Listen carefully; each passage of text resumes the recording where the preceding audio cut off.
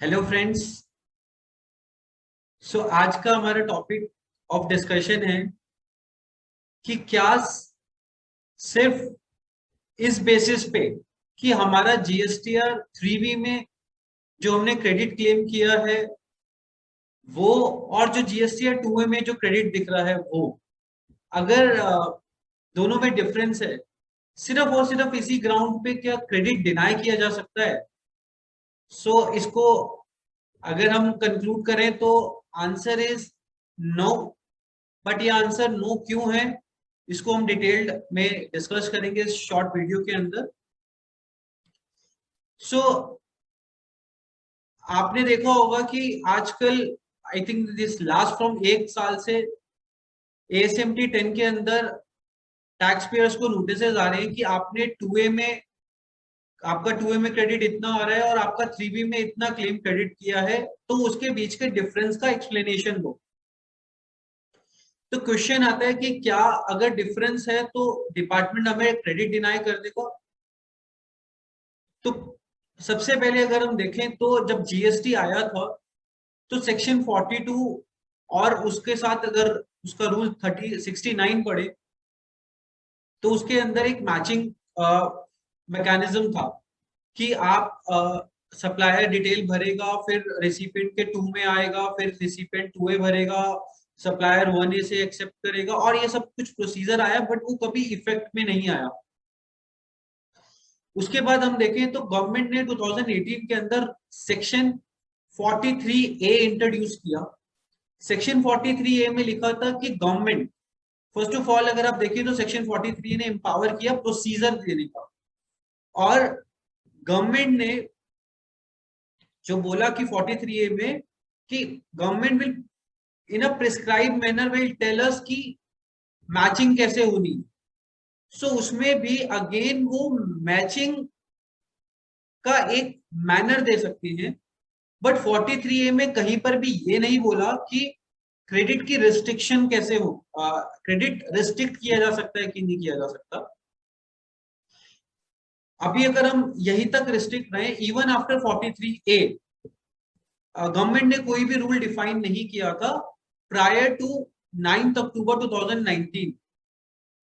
Rule 36(4) insert हुआ 9 October 2019 से। अगर 9 अक्टूबर 2019 से पहले की हम बात करें तो कोई भी ऐसा प्रोविजन नहीं था लॉ के अंदर, ना तो कोई सेक्शन था ना कोई रूल था जो ये रिक्वायर्ड करता हो कि आपको नॉन मैचिंग की वजह से क्रेडिट रिवर्स करना है या आप क्रेडिट नहीं ले सकते।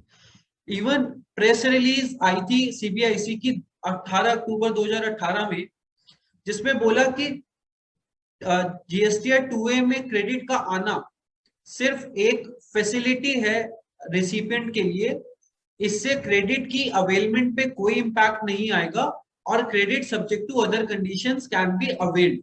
सो even CBIC clarified in 2018 through their press release. अब आते हैं जब रूल 36(4) इंसर्ट हुआ 9 अक्टूबर 2019 में, जब इनिशियली उसमें बोला कि 120% क्रेडिट ले सकते हैं, जो अब 105% पे आके रिस्ट्रिक्ट हो गया। तो रूल 36(4) क्या बोलता है कि अगर आपके 2A में क्रेडिट 3B से कम आ रहा है तो आप मैक्सिमम 2A में जितना आ रहा है उसका 105% क्रेडिट ले सकते हैं। बट अगर आप देखें तो इनफैक्ट ये जो रूल 36(4) है, ये कोर्ट में इस पॉइंट पे चैलेंज हुआ कि रूल 36A जो क्रेडिट को रिस्ट्रिक्ट करता है, non availability in the 2A, this is not supported by any law, because this restriction, ये रिस्ट्रिक्शन किसी भी सेक्शन में एम्पावर्ड नहीं है, बिकॉज हमारा सेक्शन 16 क्रेडिट अलाउ करता है, 17 कुछ कंडीशंस देता है रिवर्सल्स की और ब्लॉक क्रेडिट्स की, तो वहां पर ऐसा कोई रिस्ट्रिक्शंस नहीं थी। अब अगर 43A की बात करें तो एज वी डिस्कस्ड 43 के अंदर 43A सिर्फ और सिर्फ एम्पावर करता है गवर्नमेंट को प्रोसीजर प्रिस्क्राइब करने का फॉर मैचिंग, एंड 43A के सबसेक्शन 3 के अंदर सिर्फ ये बोला कि जो रूल्स में मैचिंग प्रोविजन प्रोवाइड होंगे that shall be applicable for the matching of the credit. तो इसीलिए 43A भी पावर नहीं देता है रूल 36(4) को टू ब्लॉक द क्रेडिट। तो अल्टीमेटली व्हाट वी कंक्लूड कि 36(4) भी is although in picture for the restriction of credit, but it is also without legal sanctity. Now अब गवर्नमेंट ने ये मिस्टेक रियलाइज करके अभी रिसेंटली इन 2020-21 के फाइनेंस एक्ट के अंदर ये बजट अमेंडमेंट प्रपोज करी है, जो अभी येट कम इनटू इफेक्ट है। प्रेसिडेंट का सेंट्रल लॉ का एसेंट मिल गया है, बट ये अभी भी इफेक्ट में नहीं आई है। तो सेक्शन 16(2) के अंदर एक एडिशनल कंडीशन इंसर्ट कर दी कि अगर 37(1) के अंदर जो जीएसटीआर 1 फाइल करता है सप्लायर, उसने अगर डिटेल्स फाइल नहीं करी तो क्रेडिट नहीं मिल सकता। नाउ अब ये कंडीशन 2021 के बजट में इंसर्ट हुई है, लेकिन अभी भी इफेक्ट में नहीं है। तो अब हम अगर इस पूरे डिस्कशन को कंक्लूड करें तो इसको कैसे कंक्लूड कर सकते हैं कि एटलीस्ट 8 अक्टूबर 2019 तक तो क्योंकि कोई प्रोविजन ही नहीं था, तो डिपार्टमेंट सिर्फ और सिर्फ इस ग्राउंड पे कि आपका क्रेडिट मिसमैच है, क्रेडिट डिनाई नहीं कर सकता। अब अगर बात करें रूल 36(4) के आने के बाद भी आप ये ग्राउंड ले सकते हैं कि रूल 36(4) की कोई लीगल सपोर्टिंग नहीं है, लॉ कहीं पर भी एम्पावर नहीं करता है क्रेडिट रिस्ट्रिक्ट करने के लिए। और 16(2) जो अभी इंसर्ट हुआ है वो अभी भी इफेक्ट में नहीं आया है। सो इसलिए रूल 36(4) के बेसिस पे भी मिसमैच होने पर क्रेडिट डिनाई नहीं किया जा सकता। बट माय फ्रेंड्स, ये सब तो एक लीगल ग्राउंड्स है, बट मेरा ये रिक्वेस्ट है कि यू कीप इंश्योर कि आपका सप्लायर जीएसटीआर 1 टाइमली फाइल करे, अपनी आईएफएफ फैसिलिटी में सप्लाईज की डिटेल्स टाइमली अपलोड करे, ताकि आप किसी भी तरीके की लिटिगेशन में ना फंसे। बट इन केस अगर आपको नोटिस आ जाते हैं तो आप इन ग्राउंड्स के ऊपर प्ली ले सकते हैं। सो अब ये था पहला स्टेप कि आपका मिसमैच पे क्रेडिट डिनाई हो सकता है कि नहीं हो सकता। तो आंसर इज बिग नो, आपका merely on the ground of mismatch credit deny नहीं हो सकता। अब सेकेंड एस्पेक्ट आता है कि अगर क्रेडिट डिनाई क्रेडिट नहीं रिफ्लेक्ट हो रहा बिकॉज सप्लायर ने टैक्स की पेमेंट नहीं करी, तो सेक्शन 16(2)(c) की कंडीशन जहां पर बोला है कि गवर्नमेंट को टैक्स पे हो जाना चाहिए, वो पिक्चर में आती है कि नहीं।